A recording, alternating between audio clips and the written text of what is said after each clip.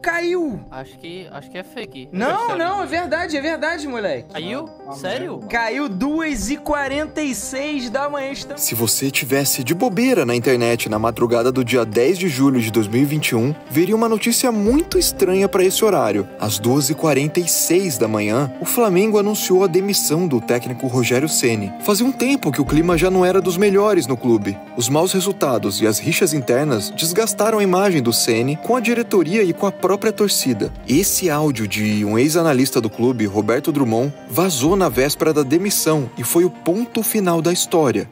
Cara, ele é uma pessoa ruim. Não tem outra definição, não. A definição melhor não. É uma pessoa ruim. O cara é perdido, o cara faz merda, o cara critica os departamentos. Mas e se eu te disser que essa não foi a primeira vez que um grande técnico do futebol brasileiro caiu de uma forma meio bizarra?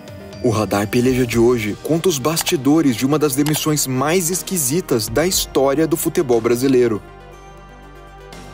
Mas antes de eu te contar essa história, se liga nessa dica nossa pra você. Com o aplicativo da OneFootball, você fica por dentro de tudo o que rola no mundo do futebol de forma instantânea, tendo acesso a resultados e notícias sobre o seu clube e sobre as grandes ligas pelo mundo, como a Bundesliga, que tem seus jogos transmitidos de graça no aplicativo. Então clica no link do Peleja, que tá aqui na descrição desse vídeo, e baixe agora. E que comece o episódio. Com o fracasso do Vanderlei Luxemburgo à frente da seleção nas Olimpíadas de Sydney em 2000, a CBF queria uma reformulação completa da equipe. Primeiro, contratou o coordenador técnico Antônio Lopes e depois um novo treinador, Emerson Leão, que vinha de um ótimo trabalho no esporte. Em outubro de 2000, Leão assumiu o comando da seleção e prometeu que o time jogaria um futebol bailarino. A ideia era repetir o que ele tinha feito em Recife, quando montou um time com muita velocidade, dribles e espaço para as individualidades dos principais jogadores. Mas as coisas não saíram bem como planejado.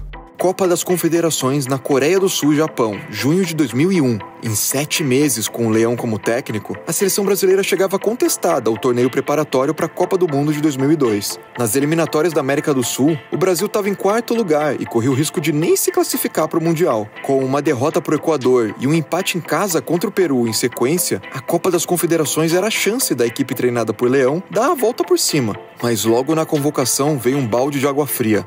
Nada de Cafu, Roberto Carlos, Rivaldo e muito menos Romário. A seleção iria para a Ásia com Washington, Cláudio Caçapa, Magno Alves, Evanilson e o volante e capitão Leomar, que virou um símbolo da passagem do Leão pela seleção. Numa entrevista em 2017, o técnico explicou que o elenco alternativo era um pedido do coordenador técnico da seleção, o Antônio Lopes. Quando a gente saiu para a Copa das Confederações, o Lopes falou: "Você não pode colocar jogador de time grande porque eles estão no campeonato e não podem perder. Então você vai começar com a terceira linha para baixo." Em campo, o resultado foi um vexame. Depois de colecionar empates contra o Canadá, Japão e de levar um baile da França, o futebol tetracampeão do mundo conseguiu a proeza de perder para a Austrália na disputa do 3º lugar. Pela primeira vez, um canguru devorou um leão.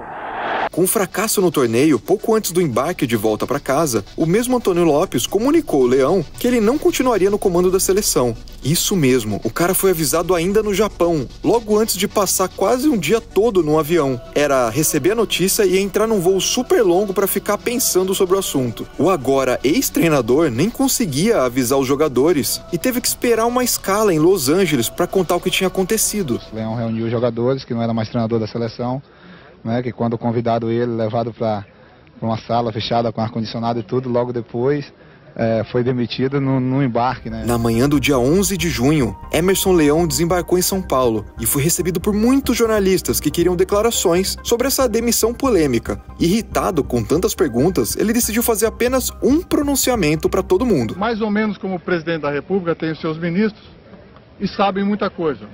Eu, digamos que seria um ministro da seleção brasileira e sei muita coisa. Eu acho que o meu cargo na seleção brasileira era um cargo de confiança. Para eu ser demitido, talvez tenham perdido a confiança. Anos depois do fim da era Leomar, como ficou conhecida a sua passagem pela seleção, o Leão defendeu que a queda teve mais a ver com negócios do que com resultados. Olha só o que ele disse para o UOL em 2017. Quando eu fui treinador da seleção, eu cometi um erro fatal. Qual foi? De ter aceitado ser técnico da seleção. No meio da coisa eu percebi que era um negócio de marketing e de ganho. Onde já se viu a seleção brasileira ser isso? Então você vai desafiando, a máquina, a engrenagem de negócios era tão grande que eu estava atrapalhando. Quanto mais cedo eu saísse, melhor para eles. E foi isso que aconteceu. Agora, quem é que estava certo? Quem é que vai ser preso? Que já deveria estar há muito tempo preso. Eu ou o presidente da CBF? Eu ou os outros que passaram?